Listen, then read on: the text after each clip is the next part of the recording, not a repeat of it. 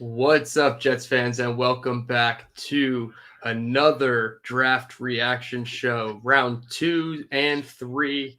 Obviously, the Jets don't have a pick in round 3, they have a pick in round 2. It's up on the board. We have the Packers up on the clock right now as we speak, pick 42, which would have been the Jets' pick.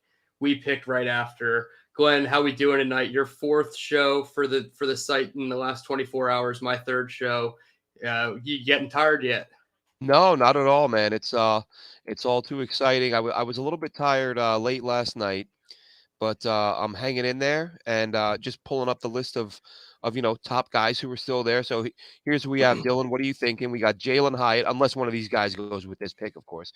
We've got Mhm. Jalen Hyatt, Drew Sanders. I'm just looking at the NFL.com top available. Brian Branch, Luke Musgrave, Josh Downs, who's one of my guys, Keon White, JMS, John Michael Schmidt's going to be there, dude. We talked about how much they He's gonna liked be him, there. or how much we thought they liked him. Do they take him there? There's some options. Obviously, Cedric Tillman, another receiver. Osiris Torrance, a monster on the inside. Darnell Washington, who we talked about earlier with Chris Schubert. Cody Mauch, a guy who can play all over that old line. So some good options here. Both centers are going to be there.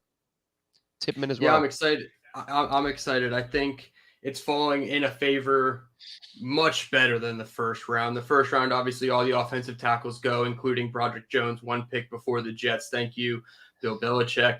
But yeah, I think this is falling in a nice way. The Cardinals and the Saints just took two edge rushers, Isaiah Foskey and BJ Ojulari. So seems to be a bit of a run on edge.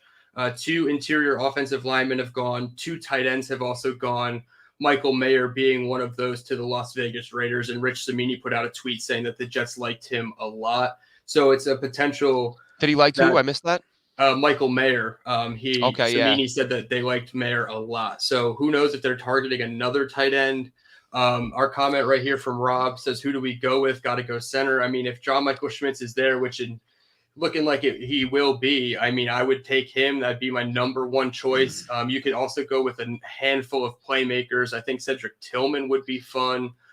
Glenn, I know I'm not going to talk about him. You can talk about him, your guy. But another guy, if they still want to double up on defensive line, Keanu Benton would be just a special player who could be a starter for you next to Quinnen Williams. So I think there's a ton of options there. Glenn, who do you like? I know there's one Yeah, guy yeah. specifically. I mean, if it's offense, I want Josh Downs, the receiver out of North Carolina. Defense, Dan Henley, who I've been, haven't shut up about since week 2 of last year. I don't think it'll be Henley. I think it's more likely to be somebody like Downs. It could be Tillman. I think Downs is just a better route runner. He brings more to the table. He can Mm-hmm. do a variety of things. Great hands, great body control. Sort of like a Jordan Addison light, if you would. Slot Sure. guy Yep. who can get open and make plays. Great.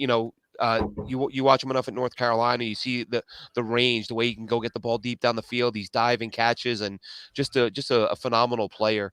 So I'd really like him here. And listen, we talked about the centers before. Did they sign McGovern with an eye on saying, look, even if the centers are there now, we can't take one. We gave up that second pick, or we gave up that number 42 pick to the Packers. That takes center off the board for us. We'll find out. Listen, if it didn't, and I'm wrong, they're taking Michael Schmitz right here. I think he's the guy that they wanted for a while. We've talked about how he had more visits with the team than any other player, fills a need.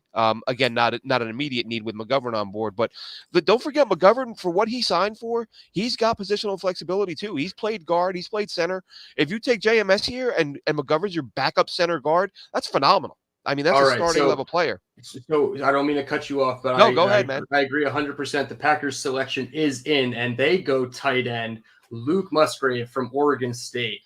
So that's not an interesting pick. I think that's one that kind of fits the mold there. But I agree with you there. McGovern has some guard versatility, so there is flexibility. We preach it. Uh, just put your best five, your most Cody talented Mauch. five out there. And at this point, John Michael Schmitz to me is a more talented with upside player than Connor McGovern. They could compete in camp. And at worst, you have a $2 million backup, and Connor McGovern has an insurance policy. So I believe it was Connor Hughes said that they should start looking at insurance policies. Well, I think they have one on board for this reason. Maybe the whole thing was we trade 2 seconds because we know John Michael Schmitz is going to be there. And now our insurance policy was re-signing McGovern before anybody else could post-draft. Now that had me thinking that was their plan. So I'm hoping They're on the clock. 2 minutes left, so we'll see what happens with the pick.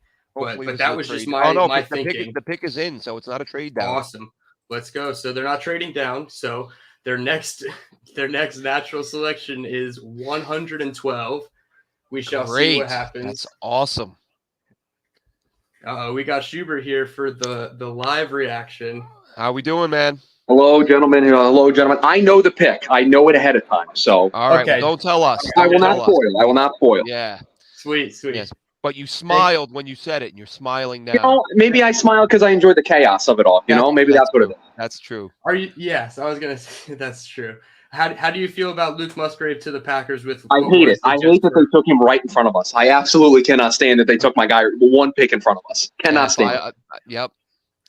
Yeah, this is right. I really now that you know the pick, I'm kind of like with all the trades that were happening early on, I thought, okay, the Jets are moving down. They're going to move down. They're going to move down. Yep. Didn't happen again. So Connor Hughes said they tried. I will say that he said that they tried. Okay. They milked the clock and tried to get a trade. Joe Douglas clearly working the phones, trying to do his best. At this point, we're screwed because you can't do much with 112, 143, 170 unless you give up 2024 assets or beyond, which make no sense. So no, next year's feels like they're done tonight, right? Yeah. I think at this point it's we're done tonight, and I always base it off if they do the press conference. I feel like if they're still in the war room, they do the presser. They do the presser after each pick. I think they did that last year. They do the presser. They go back and stuff too. I'm sure they did. Okay. Yeah. Okay. Because I thought they didn't come out of the war room until all 3 picks were made last year. So maybe I'm wrong on that. So I will say board fell pretty well for them, right? I won't give anything away, but the board fell pretty well for them on the line perspective. Oh my goodness. The pick is Joe Tippmann, center, Wisconsin. There you go. Let's go. So the Jets get a center. All right. That was starting center. We're just going to say it right off the bat. There's no point in sugarcoating it. He's the starting center. It's not going to be McGovern's job. I think exactly what I just said before Schubert joined us. I don't know. I don't think you heard me. I thought because Connor Hughes tweeted out about insurance policies on day 2, I said, okay, well, maybe the insurance policy was Connor McGovern because they knew a center was going to fall to them as their starter. So now McGovern is a backup center / guard with versatility. And now you have a center who could beat him in camp or just beat him out by midseason. The thing is that they'll never tell us this, right? And so somebody would have to do some digging, but JMS was on the board. So they picked Tippmann over John Michael Schmitz. I thought that was a very interesting decision. I have JMS personally rated higher. For me, not to say that I don't like Tippmann and not to say I don't like the pick. I love the pick. I think the board fell well. Here's another observation immediately, thinking about it as I walked up the stairs to find a quiet room here. This means they have the utmost belief in Dwayne Brown, Mekhi Becton, and Max Mitchell to be able to be the 2 starting tackles. If they're taking a center, we're taking guys that can play the interior, or we are going to get to see the revolving door of AVT moving around to all the different positions throughout the year. I mean, that's what it means. They believe in this group more than we do. They believe that they were banged up a little bit and that health, Laken Tomlinson getting back to the form that he was in San Francisco, AVT being healthy, Mekhi being healthy, that they have a top 10, maybe top 15, a top 5 offensive line in the league. That's what they think internally. That's the way you have to interpret this. And center was always going to be an upgrade. Connor McGovern was on a 1-year deal, so whether it was this draft or next draft, they were going to do it. So I love the pick. I'm surprised it wasn't JMS with him being on the board. But I can't. Unlike last night, remember we said, what were they going to do if the board fell in a certain way? The board fell in a pretty good way. They get Joe Tippmann. So I like this one. I'll give this one a B+. And listen, one thing I actually meant to say during when we did the pre-show, it was on the tip of my tongue. I didn't say it.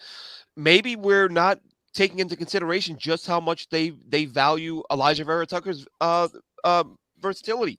Maybe they're looking at this saying, look, we're going to roll with Becton and Mitchell and Brown. And if somebody gets hurt, then we have a McGovern who can play guard. And then AVT is going to slide out and play tackle, something like that. And there's also, I know I've said his name a few times. I'm not, he's not an all-world player, but Cam Fleming is still out there in free agency. He started 15 games for them last year in Denver, plays the left side, plays the right side. So he's still out there. I mean, we will see moves after the draft. Inevitably, you want to get those guys after when the comp pick window closes. So there will be some free agency options, but I love this pick, and I think that AVT's versatility helps with the tackle situation, and there are still some options out there.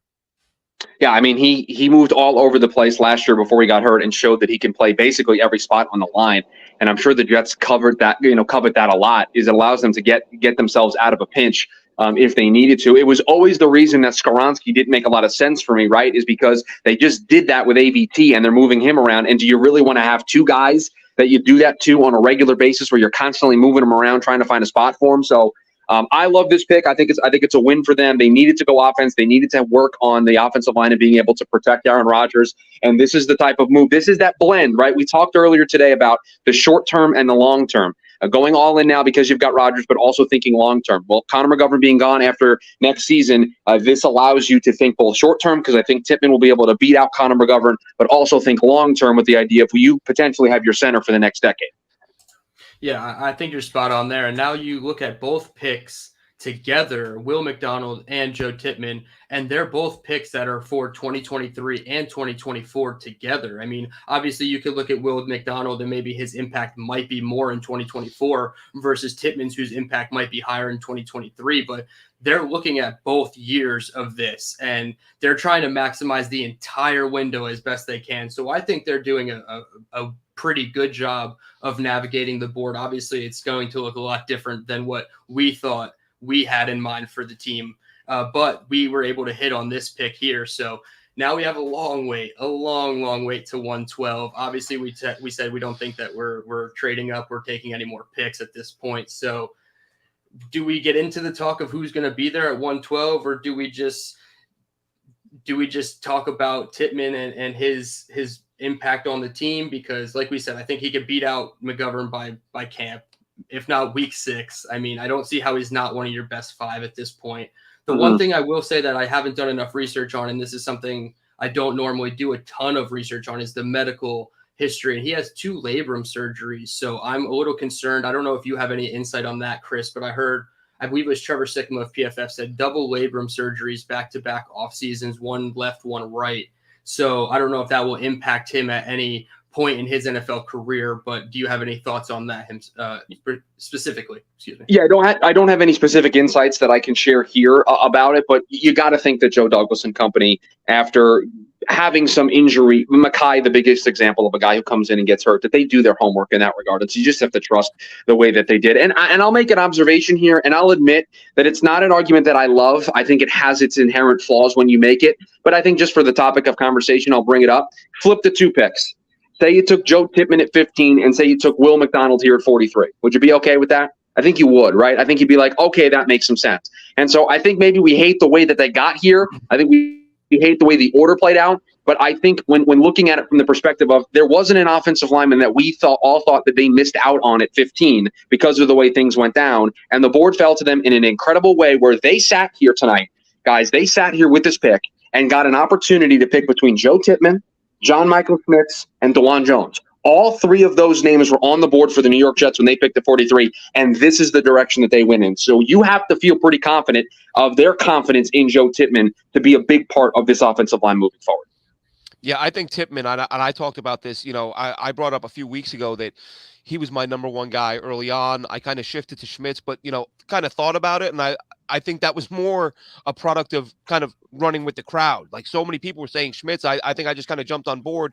But then when I went back and rewatched Schmitz, about 3 weeks ago, Dylan, somewhere in there, Yeah, I watched a couple of his games and I was like, this guy's still my top guy. Like I just hadn't seen him in a while, and I'd seen Schmitz more recently and everybody else. And same as you said, Chris, love both of them. I've said all along, like Tippmann's my guy, but I'm not going to complain if they get either one. So they get Tippmann. Thing that jumped out to me, the frequency, and I think we may have talked about this, Chris, with both of you actually. The frequency that you see him pull and hit his targets and just lay guys out. So often you see guys get out in space and they don't make contact with anybody. Not the case with Joe Tippmann. Lays guys out. There is the medical, the labrum stuff is concerning, but obviously the Jets were happy with his medicals. And I think that, what we've talked about, I think the versatility of McGovern, the versatility of AVT kind of gives the Jets a little bit more to work with than people are saying right now with, no tackles. Well, they have a guy who can play tackle in a pinch. And as I said, some guys out there in free agency. Yeah, and I would very quickly add, and maybe it's a rhetorical question, but I'll throw it out to the group. Any chance that they entertain a trade of Corey Davis or Carl Lawson to potentially get some draft capital tonight to get back in here? I know it's kind of far-fetched, and it would kind of be difficult to pull off, and I don't know if those guys are worth picks tonight, but you think of the cap implications that they're going to have to get under the cap here pretty soon. I wonder if that's their way of getting some extra capital to dangle those two players out there and make a trade this evening. Yeah, I did a piece a couple days ago kind of naming 5 guys they might trade. And Corey Davis was the guy that I said probably had the most value of anybody they could offer. I agree with you. I don't know that they would get a pick today for him, but definitely a situation where they, having as few picks as they have and not, I mean, obviously the more picks you make, the few, those are the, each pick you go down, you're losing value in what you can get back for them. So you thought they might be able to get something for 43, obviously weren't happy. So I think Davis, if anyone on the roster is likely to get traded, he'd be my number one candidate based on the fact he is a quality player, even though he's dealt with some injuries, but his salary is manageable. His production is solid, and he's not, with Lazard and him and Wilson, they can afford to move him. Yeah, I'm surprised too, guys. We mentioned the 3 names that were on the board for them at 43. I'm surprised they weren't able to pull a trade off. When you have 3 names like that, if you have, and again, we don't know the board, if they have those guys graded very closely, yeah, let's take a chance. Let's take an opportunity to trade back and pick up some additional draft capital. So it means one of 2 things. Either they didn't get a deal they really loved and they love Tippmann more, or there was a big enough gap between those 3 guys on their personal board to where it was Joe Tippmann no matter what, and it didn't matter. It doesn't matter how we feel about JMS. It doesn't matter how we feel about DeJuan Jones, that there was a big enough gap for Joe Douglas and company that while maybe they tried to make a trade, ultimately at the end of the day, they didn't value those guys high enough to maybe take a bit of a riskier trade. Like we talked earlier, if you want to make a trade, you can always make a trade. There'll be a team that will offer you something. It may not be what you want, but you can get something for him. And so that's the other layer to this as well. But I can't help but be happy, right? I think we went in tonight a little nervous after what happened last night with Will McDonald and being like, okay, is this going to be a totally different draft than what we've grown accustomed to with Joe Douglas? And I feel like we went back to the roots here. We went back to what Joe Douglas is very known for with this pick of Joe Tippmann. And again, I think they've got a starting offensive lineman. I think when we start week 1 of the regular season, Joe Tippmann will be amongst the starting 5. Yeah, I 100% agree. And I think fans who were upset after last night can certainly be a little bit happier now that this pick was a little bit chalkier. But I certainly agree. This is a great pick for the Jets. Julius Brents, by the way, went to the Colts with the very next pick. Oh, love that. That's a great fit for Julius. He's going to be really good in that division. That's very good for him. So yeah, I mean, yeah, I agree. He's going to be a starter week 1. I think my only negative now, if there's any Zach Wilson truthers out there, is can Zach Wilson see over Joe Tippmann at 6'6" in the middle? So that'll be a discussion for hopefully 2025 when Joe Tippmann is a top 6 center in the league, hopefully. So I'm not sure how much longer we have you for, Chris. I know you're kind of floating in and off the panel. So whenever you got to go, you just let us know. But, sure. Fire away. If you guys got questions, if you want my thoughts on anything else that has happened so far, go ahead and fire away. But for the moment, I'm they're not screaming for my name downstairs on the live set. So it appears everything's going well without me. So perfect. All I see is that Green Bay just, I'm sorry, go. No, I was going to say, I was trying to pull up the list. Okay. Yeah. So Brian Branch just went to Detroit. Oh my goodness. That's a fantastic fit. Yeah, they traded up to 45 with Green Bay. So you want to talk somebody that fits the way Dan Campbell wants you to play football? It's Brian Branch. That guy can play all over the place. Absolutely. And if the Patriots take Dayan Henley here, I'm just going to log out. Oh yeah, you know what? Yeah, Dylan? I know I just said that I said I could stick around, but if that happens, Glenn and I are gone. I'm sorry. I hate to be the bearer of bad news. But we're out of here. You just hit the button. Yep. Oh man, what do we got? Let's see. I will tell you an important takeaway here that didn't necessarily impact the Jets, but I'm incredibly surprised that Sam Laporta went off the board as tight end too. Yes. And we are still sitting here, unless a pick has happened while I was been away. Darnell Washington just hanging out there on the board, just hanging out for anybody to take him. Michael Mayer comes off the board. Sam Laporta comes off the board. I mean, what are we doing? Darnell Washington just sitting there. Luke Musgrave comes off the board. I mean, Darnell Washington could have been some team's tight end 1, and he's just still sitting out there. That's the thing, man. With these guys fall, and you just don't know. Like sometimes it's just sometimes you just can't explain it. It happened, every year there's a guy that, Jermaine Johnson last year. Everyone's like, "What is the problem here? Why didn't this guy go in the top 6 or 7? And why is he still there?" And sometimes it's just not the right fit, or it's not the right, a team doesn't have a need, or they just like a guy more. It's weird because if you're getting him at this point, that it's incredible value. You're getting Mhm. like I said, a guy who's going to give teams nightmares in so many different ways, and he's still sitting out there for anyone who's got a pick. You're getting a day one starter, and the reason why you're getting a day one starter is because he can block. We've talked so much about tight ends that the hardest thing for them to be able to get on the field in their rookie season, and we've talked about this with Jeremy Ruckert, right? You got to be able to block. That is your biggest path to getting on the field in year one as a rookie. Guess what? There is not a better blocking tight end in this draft class than Darnell Washington. So you have an immediate guy that can be starting for you right now at the position. So I'm surprised he's still on the board this long. The Titans trading up for Will Levis is obviously one of the bigger storylines nationally here at this juncture. Not totally surprised by that. There were whispers of them trying to move up to 3 to potentially pull that off. So to be able to move up in the top of the second round and get it done, they're probably head over heels about that as well. But those are some of my, from some of the picks. I obviously don't remember all of them because they come in so fast. But those are some of my immediate takeaways from what we've seen so far. Yeah, the Pats pick is in. We don't know who it is yet, at least not on here. I like personally. Oops, sorry. Go on. No, I was going to say one guy we didn't really talk about, and he was another name I almost threw out there just as a sort of, with all the pods and all the everything I was hearing about him or listening about him, and they were right. A lot of people said Jonathan Mingo is going to go earlier than people think. Yeah, like he wasn't getting this top 50 love nationally, but there were a lot of people saying like the league likes him a lot more than the mock folks do. There was some buzz of the idea of him potentially sneaking into the back half of the first round. There was discussion of him potentially sneaking in there. Now it ended up not happening, but yeah, he went earlier than I think a lot of people ultimately thought. But there's some versatility there. But yeah, the league really covets him. And I saw a good tweet. He gets to team up with his former quarterback, Matt Corral. I don't think Matt Corral's going to be the one throwing him the passes down there in Carolina, but he's still going to be up with both teammates.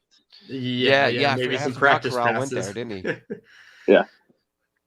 Yeah, I was literally going to say Mingo was one of my favorite picks so far of the second round. Obviously, Joey Porter Jr. going back to Pittsburgh, completing the legacy life cycle of his dad. Steve Avila to the Rams. Here, I'll share the screen here. I have a spreadsheet going. Like you said, Julius Brents to the Colts, I think, is a good pick. They just, I feel like they haven't had Gilmore for a year or two now, so they needed to replace him. So. BJ Ojulari is a good shout for Arizona. They need a ton of pass rushing help, and to be able to get BJ, I thought was very well done by Monty Alsonford. I've loved what he's been able to do. He got Paris Johnson, was able to maneuver around and get an additional first. Now it's weird because there's talks of them playing Paris at guard, and if that's what they're going to do, I'm a little bit more suspect about the pick than originally last night. But to get Paris Johnson, I think is going to be a huge home run for them. And BJ Ojulari, I think, is one of the better edge rushers in that next couple of tiers after those top guys went off the board. So I think they've had a pretty good start to Monty Alsonford's reign as the GM there in Arizona. Yeah, BJ Ojulari was somebody that I was not consistently mocking to the Jets at the end, but like when we still had 42 and 43, I was like, this is the perfect spot to take edge. And Ojulari was the guy I kind of circled in on. And for the same reasons that they picked McDonald, it seemed like I think McDonald's a better athlete, but Ojulari has the bend and all the same types of traits. And when you look at their mock draftable spider webs, they're low weight percentile, long length percentile, high jump percentile. So it's like things like that they were comparable, but I can understand taking the higher athlete in McDonald there. But did you see there was something earlier said, Keon White to the Patriots edge, Georgia Tech edge, Keon White goes to the Pats. Okay, I will tell you, Glenn, I was getting a little worried that could be JMS or Deion Henley. I was getting a little worried there. Yeah, that's like the nightmare scenario. Keon White's a good player too, though. But yeah, sigh of relief for sure. Yeah. But yeah, I saw something that what was it that McDonald at his pro, he wasn't a combine guy, but at his pro day, a lot of what he did would have been number one at the combine. The broad, the vert, 37-inch vert, I think 37-inch vert. Yeah, he's a really good athlete. I mean, really super explosive guy. Like I said, I think I know you weren't on Chris when we talked about it, and I let you guys have the floor earlier because I had spoken on him earlier in the day. But I like the pick because I think it's about closing out games. We heard Saleh say at the end of the year, next season is about finishing. We got to finish these games. We got to win. And now they have a quarterback who they feel can get them leads. And they got to be able, you got to be able to hold Joe Burrow and Patrick Mahomes and get them off their spot and all that. So I think that's where that pick, that's what I liked about it. I didn't like, because I've said all along, it's got to be an every down guy. And because the way they rotate, he obviously won't be an every down guy. He's not, at his weight, he's going to have to add weight to anchor and, hold up against the run. But I see where they're coming from with the pick. But the one downside I had was that this is a guy who's not going to play 60-70% of the snaps like a slot guy would, or a guy or an every down guy like an O-lineman. So that was my biggest concern. But I do like the fact that he's another guy off the edge. And everyone's like, oh, but they took, they just took a couple of edge guys. They brought Huff back. They've got they took JJ last year. But I feel like he's that good. Like, and for so many years, the Jets have neglected edge and been terrible at edge, and now they have a GM who's like, we're just taking a bunch of them. So I'm not going to sit here and complain that edge and corner, right? What do we always say? You can't have too many of them. And the Jartavius Martin goes to Washington. Damn, my guy, Quan Martin, 47. That's a little early than I anticipated him going. But it's a little bit. But again, Washington. Yeah, I think that's an interesting pick for Washington. I mean, there are still some big names still on the board. I don't have the big board in front of me that we're keeping track of in real time, but I'm just trying to think. I mean, you still got Keely Ringo is still on the board if my memory serves correct. Cam Smith is still on the board. Darnell Washington, who we've already mentioned. DeJuan Jones is still sitting out there if you need some offensive line help. Josh Downs is still sitting out there at wide receiver. Yep. We've talked about the running backs a little bit earlier. When that run starts, we'll see. I think that's going to start a little bit of the cascading effect to see who runs through the door first to take a running back. Right. I was going to say, who do you think is the next running back name to fall? Because I feel like it's kind of scattered after those top two there at Bijan and Gibbs. So I'd keep an eye on Miami as a team that could potentially do something. Sure. I think Charbonnet or Izzy Abanikanda would be two names to keep an eye out there for Pittsburgh. I think those are for Miami, I should say. I think those are two players that could make a lot of sense for what they want to do running the football. So that's my guess. I no inside information on that. That's just a guess on my part of what might happen. But I think those are the next two likely names. Devon Achane could be a guy that comes off the board. Glenn, I know Tank Bigsby's your guy. That's another guy that could potentially see his name called. I mean, I think by the time we're done tonight, guys, I think another 4 or 5 are going to come off the board in terms of the running backs. And people are going to get really good value. Teams are going to get great value. Like you said, Bigsby, I like Charbonnet. Probably my favorite among the group. Him and Abanikanda, the guys that we'd mentioned earlier. But Bigsby's. I mean, listen, Osiris Torrance is up there. He's a guy that was getting talked. He's a guy that was getting talked as a mid-first round pick. And he's still sitting out there. So there are some good players. I'm rooting for Kendre Miller to sneak into the top 100. That's one of my guys that I've been kind of pounding the table for throughout this process at the running back position. Yeah, I think he can. He's got home run hitting ability. Love the way he can cut. I really was impressed. I was impressed with him. I was impressed with him at TCU. He's a younger player. And so that's obviously something to keep in mind as well. I know the Cowboys like him. That could be a name to be keeping an eye out for here, either in round 2 or round 3. So, that's my guy who I've been pounding the table for at the running back position throughout this process, and it would be very nice to see him go top 100 because I'll have some bragging rights over the guys downstairs doing the show right now. So, and Drew Sanders too. Drew Sanders, another guy. Trenton Simpson. Trenton Simpson, Henry To'oTo'o. I mean, you got guys all over. I mean, we keep going position by position, and I keep thinking of names. And I'm not about offensive line help. Here comes Tampa Bay taking Cody Mock, North Dakota State. I mean, he literally looks like Ryan Jensen, so that probably fits pretty well. Literally looks like him. We mentioned this group, Glenn. You and I talked about this group a bunch in the lead up to the draft. But are we not surprised that we are sitting here right now and Brian Branch is the only safety off the board? Doesn't surprise me one bit. This is a very weak safety class, and I think those guys are going to be waiting a long time to hear their name called. And they listed Quan as a cornerback when they put his graphic up on the screen. I don't think he'll play safety. I don't think he'll play safety at the next one. I think he'll slot more into the corner. There's just smart people in the comments that would say something. I like my favorite safety might go undrafted, Jason Taylor. I think he's a really good player, has a knack for making plays in big spots. Whether or not Tippmann can play guard, I've not heard anyone pitch that. I think he's so good at I think he's so good at center. I don't see them moving him.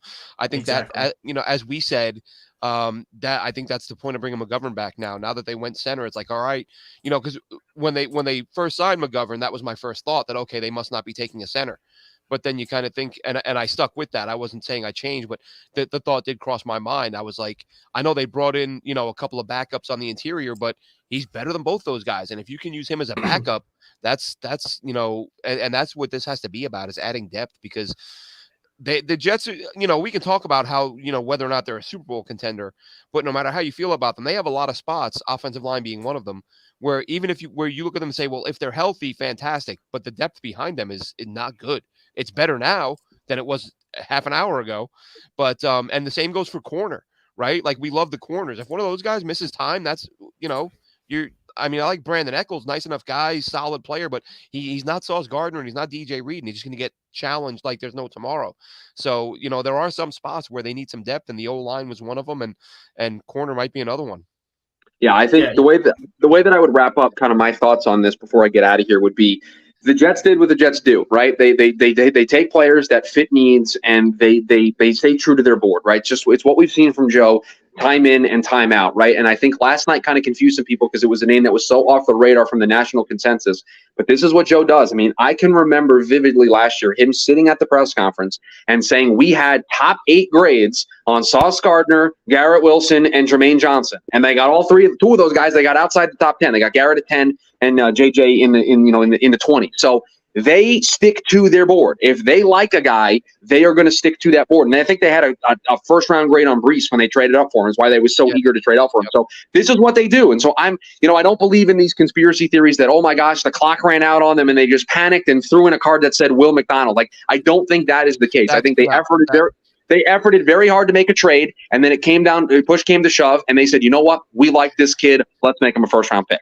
And that's what they ended up doing. And so I think so far, this was, I would give it a C+, B-, I think is how I would rate this so far. Yeah. I still think there are things missing. But again, it's also an incomplete grade right now because we've got picks tomorrow. And who knows what players might end up being there that I like, that you guys like, that could end up being there on day 3 for them to add to this team. So again, Glenn, I said it to you. I'll say it here for everybody else. Let the process play out before you judge very harshly this draft class, because you don't know ultimately what positions they might get tomorrow.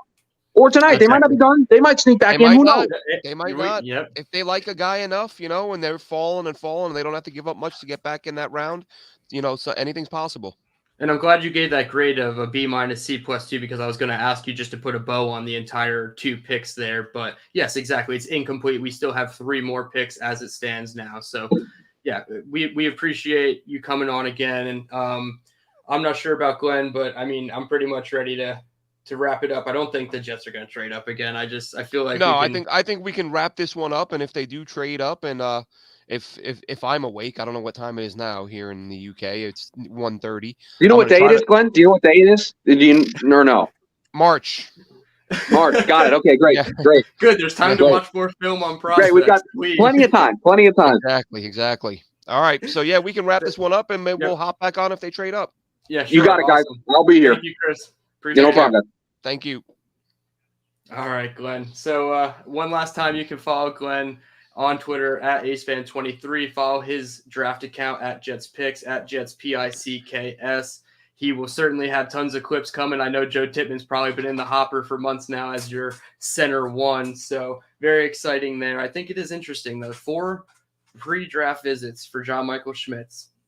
No draft when he's on the board. I think that's very interesting, and we can say it all the time, man. The smoke screens. Yep, they did it with Kayvon the year before. Yep, so I agree. It's funny. It's going to be a trend to see if it continues with Joe Douglas. And you know what we're going to do next year? We're going to look at the visits like they matter. We're going to look at the next year. We're going to be like, this guy was in for a visit, and they had this guy. It doesn't matter. Doesn't making it all up. Exactly. They're making it all big joke. Yep, and like Chris said, trust the process. Emotions. Yeah, and like Chris said, trust the process. If you trust Joe Douglas last year to come away with such a great draft class, you trust him this year to make picks that might not be who you have done the most research on. So Keanu Benton goes to the Pittsburgh Steelers here at 49, and my heart is sad because they got Broderick and Keanu, and they look like the draft that I've been mocking for the Jets for the last month. You can follow me. We took Tippmann in our first mock, didn't we? 100% we did. Yeah, thought so. Yeah, we were spot on. All right. You can follow me on Twitter at DTerriman. Follow JetNation on all social media platforms. We appreciate everybody in the comments. And until next time, let's go Jets.